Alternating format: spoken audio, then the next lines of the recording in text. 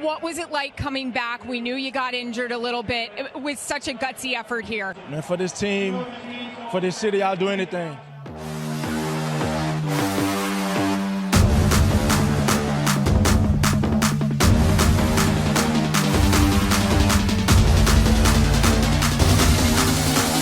Welcome back to Between the Vines. I am Todd, this is Trey. We are at Beneduce Vineyards in Pittstown, New Jersey. Mike Beneduce is going to tell you a little bit about the vineyard and what's gone into it. Take it away, Mike.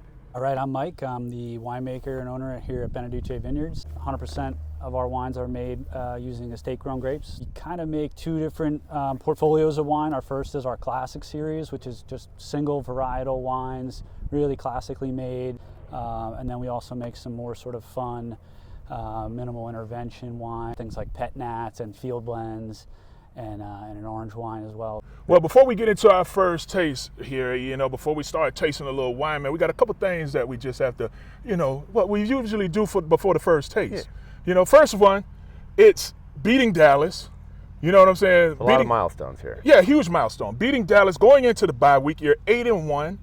And then also we're celebrating a birthday yesterday. Jason Kelce, our brethren, 36. Yeah, 36. Yeah. Jason Kelce. So happy birthday to Jason Kelce. Happy birthday, Jason. And then again, beating Dallas. What a time to be alive. Yeah, Anytime man. So Dallas, here's our first taste, which is a dry Riesling. Yep. So here we go, man. Cheers. 8-1. Cheers, Trey. Yeah. You know what? We'll have Mike tell you a little bit more about this. Our dry Riesling is always the pinnacle of our white wine production. Everything's aged in stainless steel, really classic winemaking, really bright and crisp, great with like sushi or raw oysters, nice seafood wine. Yeah, I like this. This is a nice, refreshing drink right here. Mm-hmm. It's a good one to start with. That's probably why they picked it, I imagine. Yeah. They know what they're doing around here. It's got 92 points from James Suckling. Yeah, but you got. I would give it 93. Yeah. I don't know. I seemed like he was being a little stingy. But this is a good Riesling, though. I like this. You wanted to start off with Jalen Hurts. I did. All right. Well, we started off with this quote. Yeah. Yeah. Some people might call it pandering. Mm-hmm. I wouldn't. I think that he is just being truthful. I think he's being honest. I think that dude loves this team and loves this city. Not only did he come back in the game, he didn't even miss a play. You know what I mean? Yeah. Like, I thought they were going to be like, oh, let's just go in, take a look at it, spat you up, and get you back out there if you think you can go. He was just like, no, I'll just head back out. I got this. Yeah, because, it was going in the halftime. So you could have easily said, all right, you know what? Hey, he's not feeling right. Step off for this one play, because he only came back out for a handoff. But still, I think that Jalen felt that it was that important for him and his team to see him gut it out and just to show that, hey, look, this is the type of leadership that we're looking for. This is the type of player that I am. I'm going to give you guys everything that I can to get this win. Let's get into our second taste here, all right? So, you know what? I'm going to let you pronounce this one. Mm-hmm. Yeah, because, I've got some practice with this. Yeah, so go ahead. As I was saying before the show, it's a Gewürztraminer. Mm-hmm. Is that correct? Yeah. So I have practice with this because at some of the wineries up in Michigan, they've grown a Gewürztraminer before. Okay. I've tasted it. I think it's a little colder weather grape. Mm-hmm. I don't know what that means. All right. Well, cool, man. Look at that, man. See, look at you were able to bring like your own history to that one, that you knew, just a little personal knowledge. Yeah. It sounds powerful when you say it. Yeah. Gewürztraminer. That's just a taste, right? Yeah. The glass is deceiving. Yeah, it's a beautiful glass, so very beautiful glass. All right, so I'm sorry, say it again. You can try it. No. The Gewürztraminer. Gewürztraminer. All right. Yeah. It says here that it's intensely aromatic. Aromatic. Let's hit the nose. Yeah, with some medium body white. Yeah. We're gonna have Mike give y'all a little bit more about this wine. It's a really aromatic variety. They grow this quite a bit in Northern Europe.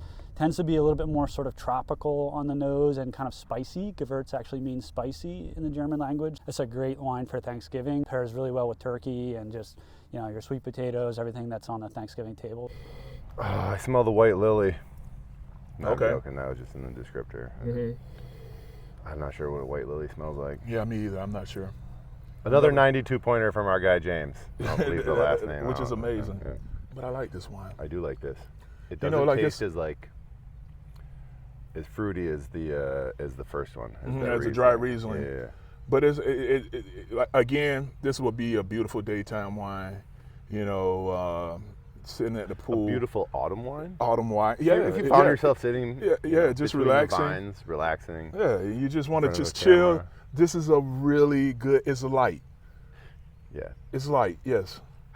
So now that we've had that second one, I was hanging out in Life Brands. The Tunnel Club down there? Yeah, Tunnel Club down there, man. And to see A.J. Brown walk out, I'm like, that is not your normal receiver.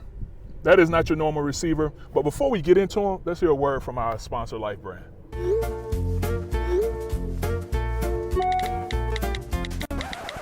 Let's face it, we've all posted things we regret. That's why we created Life Brand. Life Brand connects all of your social media accounts and then scans them for potentially compromising posts. With just a few clicks, you can delete old, potentially harmful social media posts so they're gone for good. It's fast, easy, and protects your privacy. Stay in control of your online reputation. Visit lifebrand.life today. One thing I was thinking about, just the difference in physique and even play of Devonta Smith and A.J. Brown, right? Mm-hmm. They're completely opposite ends of the spectrum when you got for your receivers, but they're both playmakers. You know, they both. One thing I love about Devonta is when you look at him, he's like, oh wow, that's a speed demon. Mm-hmm. He's just going to be beating people deep all the time, and that's when he's going to be open. But like most of the balls that are thrown to him, he's not open, and he just goes up and gets it. And I think like it's a trust that obviously him and Jalen have with each other. Mm-hmm.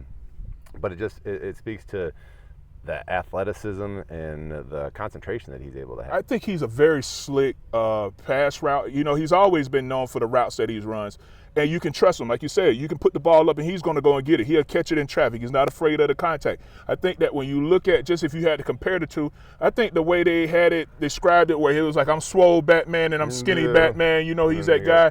Like A.J. Brown is more the enforcer, the guy that's going to go out there and make those tough catches, that's going to be physical, just slinging guys off the line of scrimmage.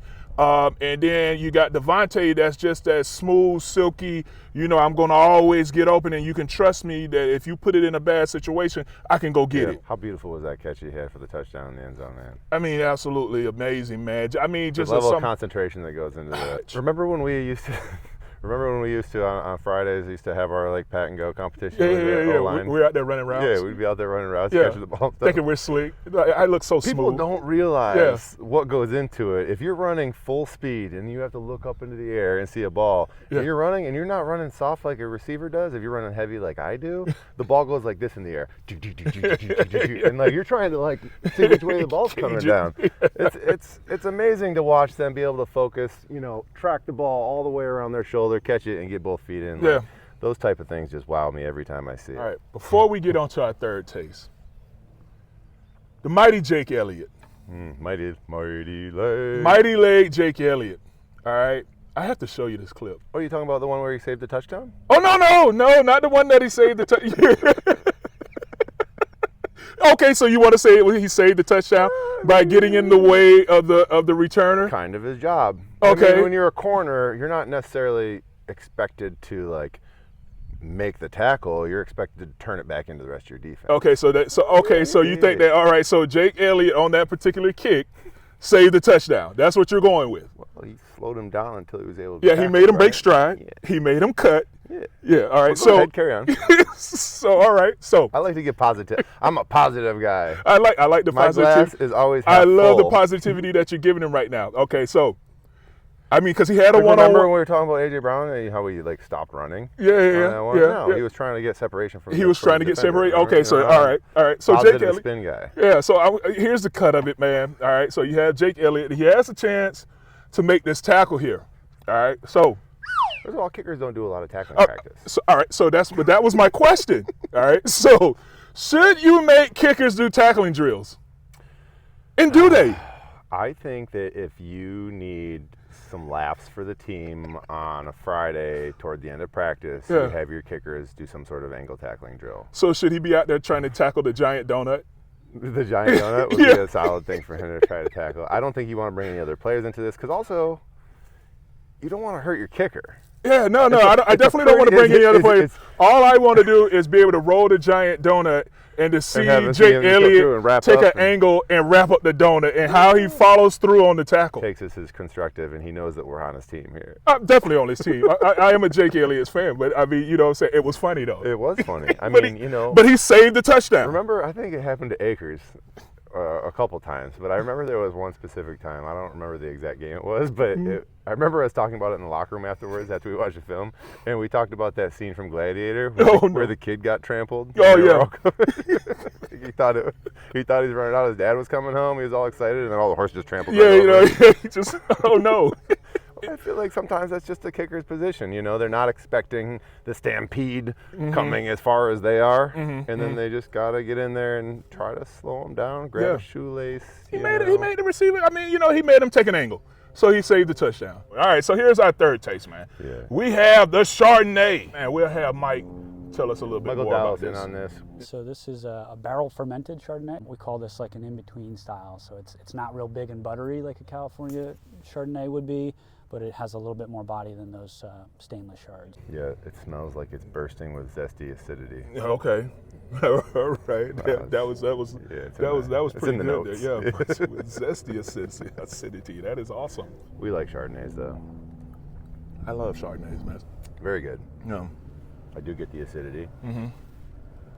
Because it is very crisp and refreshing tasting. It is. I see they got some tasting notes on the bottle also. Okay. Papaya, ginger, rainbow sherbet. Okay. Oh, that's a Gewürztraminer. Wrong wine. But it's cool. Yeah, they each have it. Yeah. Lemon zest, golden pear. Okay. Butter cake. Yeah, kind of help you out with what buttery. What you're feeling. You know. I like it. So what's our wine word of the day? Our wine word of the day is brought to you by Birds Nesting, a real estate and lifestyle service for professional athletes, coaches, and their families. Moving to a new city is a big change and comes with its challenges. Let Birds Nesting assist you in finding the perfect place to live, help settle you and your family in the new community with our connections and trusted recommendations. Please go to birdsnestingphl.com for more information. Birds Nesting, for an easy landing. For an easy landing. Our wine word of the day is acidity. And when you're talking about wine and acidity, obviously it's talking about the acid level. And what the acidity level does is that kind of brings forth a zesty, refreshing crispness to the wine. Okay. I like that. Yeah. It's a great description. And wine word of the day. Yeah, all right, cool. Acidity. So that brings us into our next tasting, which is their Pinot Noir. Ooh, a true wine lover's wine. That makes sense of why I went and bought Pinot Noir. There you go. Learn more about myself every day. I'm a true wine lover. There you go. And this is earthly, red fruit. You got a little silky texture. Not black fruit. No. Red fruit. Red fruit, you know. But we're going to let Mike give us a little bit more about it. This is like a light to medium bodied red, really complex, really aromatic, beautiful silky texture on this one, and really, really bright acidity. So this pairs really well, again, with a lot of different foods. All right, so let's move on to the defense, man. Well, do we have to? Yeah, we have to. I mean, because I know that, okay, they gave up, what was it, 23 points? I think that's what the final score, it was 28-23, something like that. To be honest, I mean, a win's a win, and that's all that really matters at the end of the day. Yeah. But you can see some glaring deficiencies at times throughout a win. What I didn't like is that we were kind of dominated throughout statistically through the game. Yeah. I think that when you go back and you look at CeeDee Lamb, he had a day. 188. Yeah. Yeah. I mean, 11 catches. We were kind of expecting that from our guy. 191 yards. I mean, he had a day.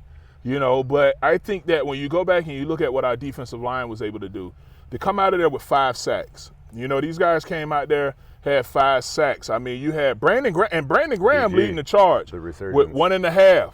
You know, BG out here, what is his 14th year? Anytime I see BG out there winning, I just get like so happy. Yeah. He's one of the guys that does everything the right way. Like he's always, you know, he's a great example for everybody in that locker room. He's just a bundle of positivity. Anytime you talk to him, it's very hard to catch him in a down mood. And he's got like $1 million smile that, you know, you always see him wearing. And I think that the thing that I like about BG is that, okay, he was a top pick when he first came in, and then just there was a little bit. There was some criticism at some point, but he continued to grind and continued to focus on his craft to the point where he's really the reason that you won a Super Bowl. You know what I'm saying? Brandon Graham. Break it down to one play. You know what I'm saying? Like, I know that everybody looks at Nick Foles and his performance of this.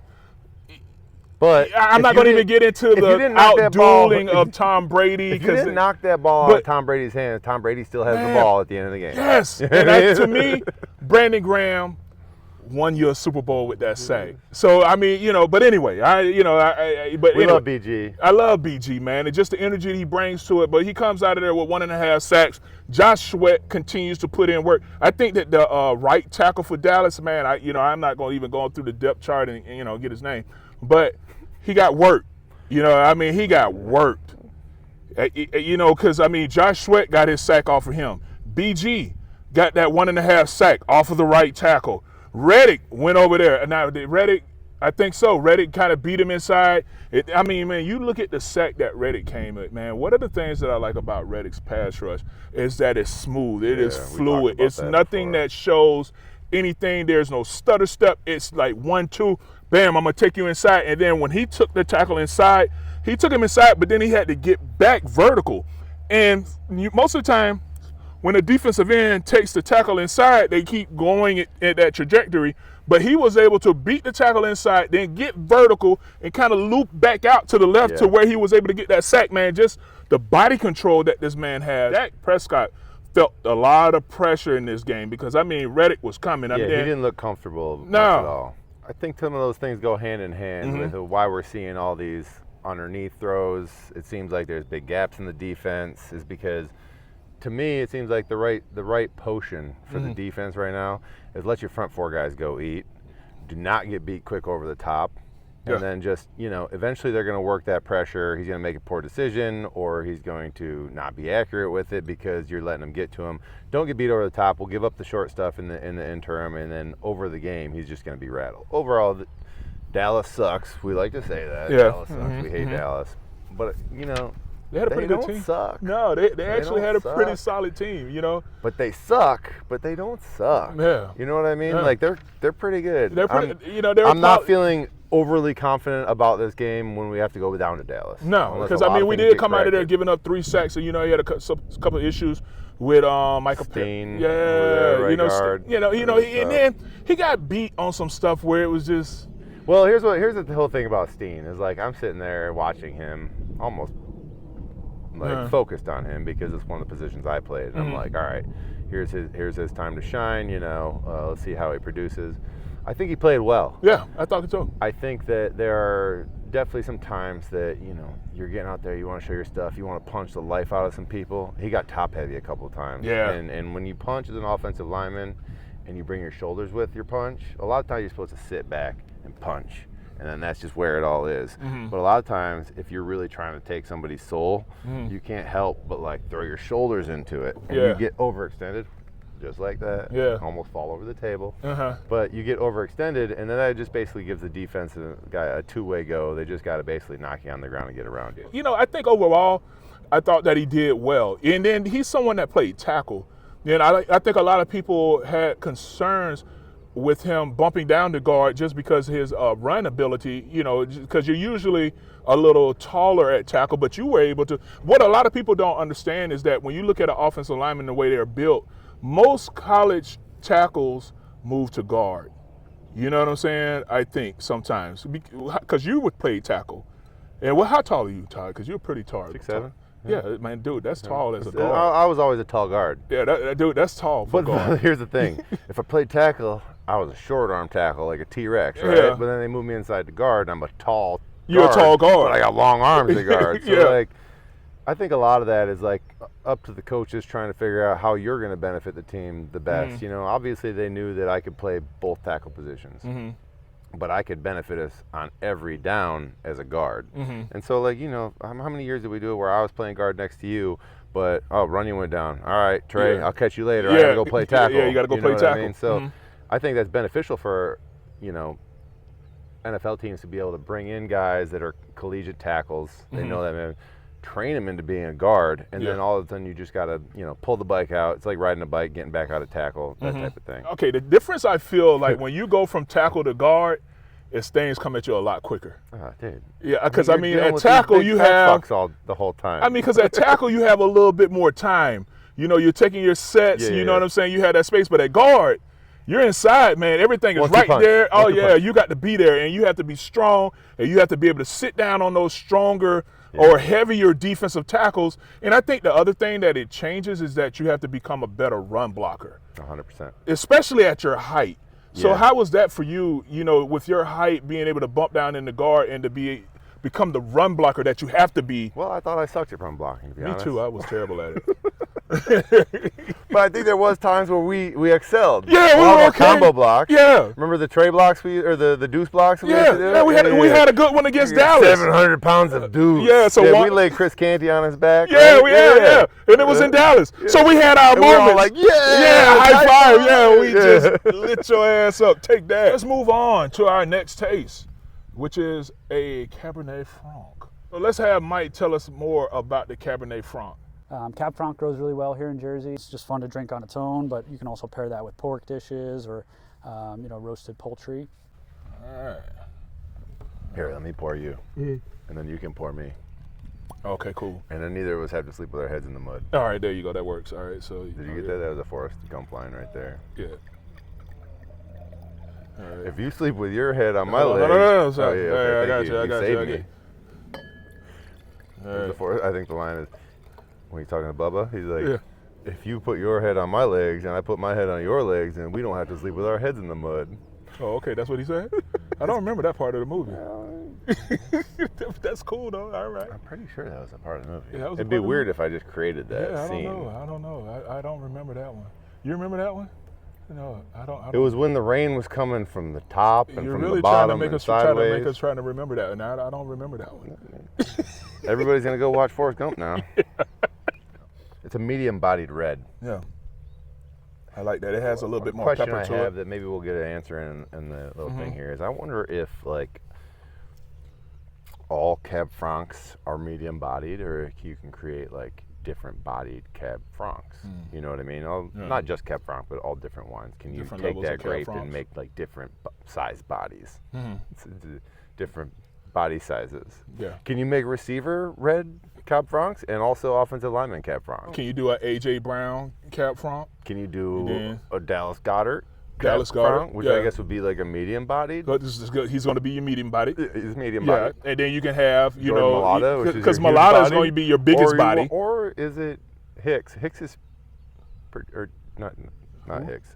Jordan Davis. Jordan Davis. Oh yeah. Jordan Davis is a big body too. Yeah, he's a big body. So he and Mailata kind of squeeze into the same The biggest body of biggest wine. body of wines. So do you think we start going like, Yeah. that's a very Mailata wine. That's a Mailata Mailata body. Mailata and, Mailata body and on big that Jordan bodied wine. Yeah, I think that's Mailata what body. There's a Mailata body. So we just all right. So we just developed a new That'll be in wine terms of the week next week. Yeah, and then you have Who's the smallest guy in the team? It's gotta be Devontae. Devontae, Yeah, you right? got to go Devontae. So light he's body. that's our light body. Did we taste this already? I'm not sure. Yeah, this Cab Franc is good. I believe we really talked a lot about like Devontae and AJ Brown and the receiving core, but Goddard has been very consistent and always been there as a bailout. You know, he's going to get his yardage. I feel like he's kind of a security blanket for Jalen. If he's feeling a little pressure or whatever, Goddard's a safe play. You know what I Yeah. mean? And losing him, I think, is going to be, losing quite a bit out of the offense. So I'm curious to see how long he's out for. I think it might require surgery. Is that what we're hearing? I don't know. I just know that there was a fractured elbow. Yeah, I think. How long is he done for, Dr. Trey? I have no idea because I have no idea when it comes to that. Well, guys, I'm here to tell you with my medical background, I think he's going to be just fine. You think he's going to shake it off? No, Just I don't spit think on he's it? going to shake it off. Just- But I think they're going to try to find some interesting ways for him to take a few weeks off and then try. I mean, if it's all it is, it's not displaced. They don't have to put it back in place. They just put a plate and some screws on it. I'm not a medical person, but I think that they'd find a way to be able to protect that and maybe make it work. Okay, He's cool. an important part of the team. As we sip this Cab Franc, please have a listen to our sponsor, Pinot's Palate. So, what's the perfect night out? Any night spent at Pinot's Palate.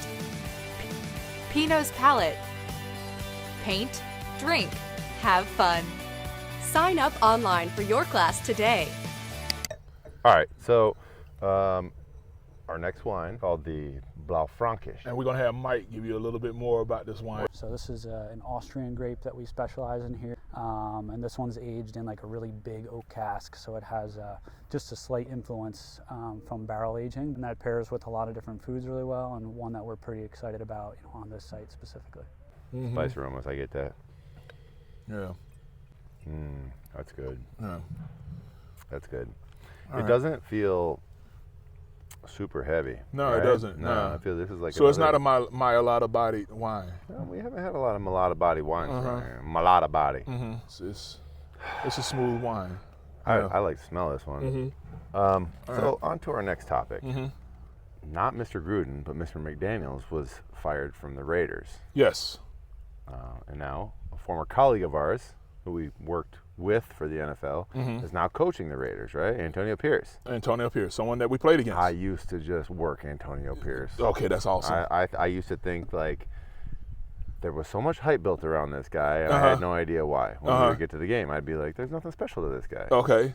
So that's just how I felt about him. But apparently he's doing well coaching. He's risen the ranks. He's worked his way up into the Grinding it ranks, and now he is the coach that's just kind He's of the interim head head coach right now, and they got their first win. Yeah. And fired up cigars. I want to talk about this though for a second. So the Raiders are paying like $100 million to not have people coach them. Yeah, easily. I mean, because you got Gruden that signed that $100 million contract. I think there's still like $40 million left on his deal or something, and now they got to pay like McDaniels like $60 million or something. Whatever it is. Like I mean, that. Yeah. So goals like, in life know. right now are to get a head coaching job and then get fired. For the Raiders. Then get fired. Do absolutely terrible.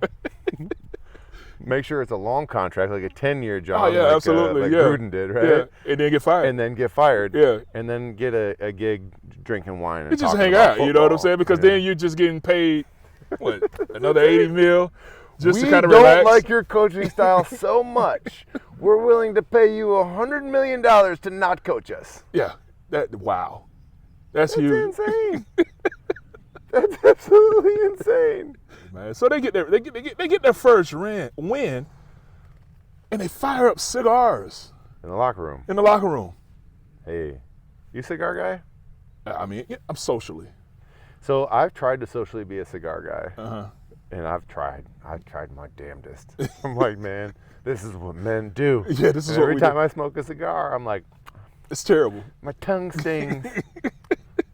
How do you do this? This is unenjoyable. Why is everybody doing this? I don't know. I mean, everybody. So I finally took a stand, and I'm not a cigar guy anymore. Okay, so that's it. You're done. Hey, you want a cigar while we're golfing? Nah, I'm good. You're good. Okay. They just don't do it for me. Yeah, I'm not. I'm more of a social cigar guy, but it's not celebratory cigar guy. Yeah, but it's not something that I'm just riding around. So if you were the left tackle of the Raiders, and you won your first game of the season, I'm firing up the new interim head coach. Yeah. You're gonna put a stove in the locker room? Yeah, I'm sitting in first of all, just because, I mean, we're smoking in the locker room. Hey, we can smoke in the locker room, okay. I mean, you know what I'm saying? We're firing up in the locker room. I mean, you know what? I have to be a part of this. All right, so let's bring Mike here, man, to just kind of bring us home and just talk about this beautiful vineyard. All right. We are joined here with Mike Beneduce. Got it.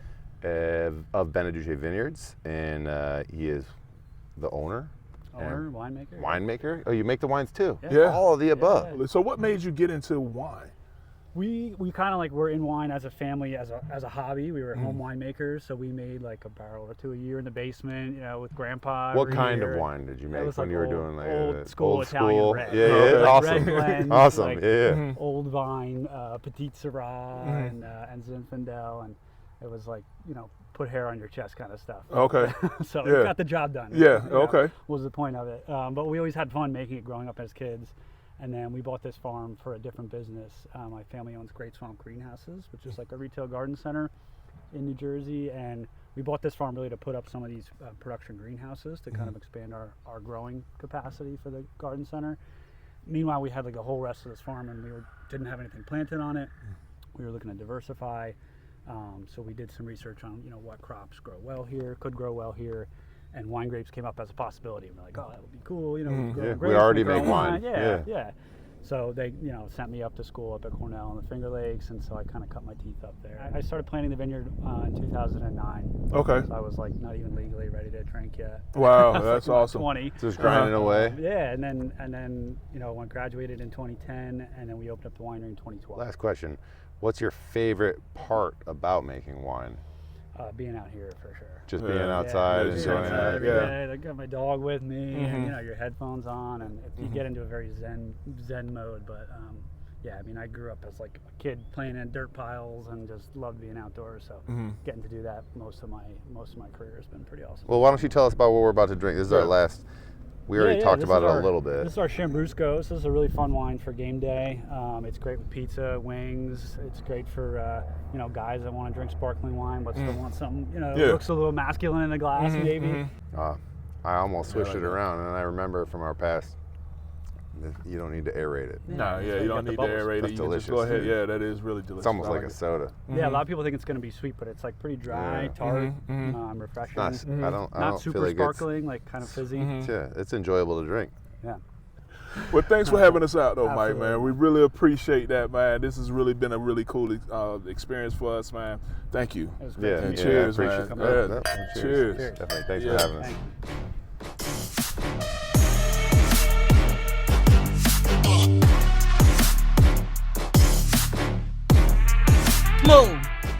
Smooth. Come on. Why you run out like that? Here. Damn. Hey. Why you run out of there like that? Why are you recording me? This don't make no sense. This don't make no sense. Every time we go out somewhere and we trying to watch a game in peace, you act a fool and we get put out. Every time. They in there talking about fly, eagles, fly. What you thought they was gonna do?